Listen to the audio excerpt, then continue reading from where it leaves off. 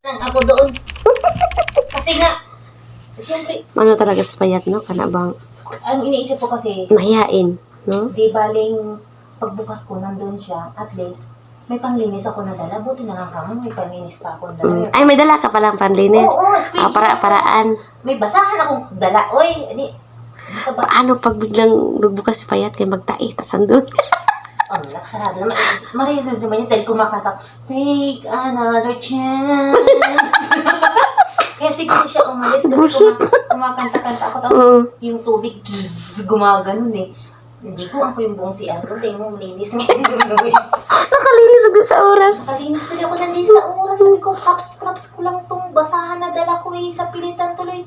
Kumuha tuloy ako ng squeegee dito. Tayo na sa props ng kako. Pag kusali magbuka siya. Punas ba? Ay, kaya na. Buti na lang kamo. Na-style lang ko din eh. Nakabukas ang computer. Hindi na pinatuloy yung tubol mo doon kas kabila. Oh, siyempre. Ano nga naman.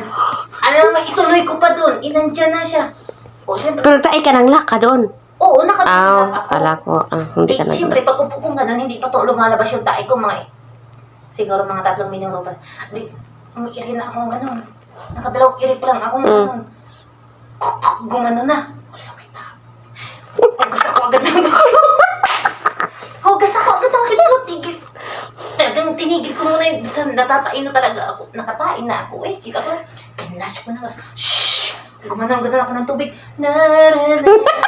Hindi kasi alam mo yung ano may tao na. Nagpakanta-kanta ka na doon. Another chance.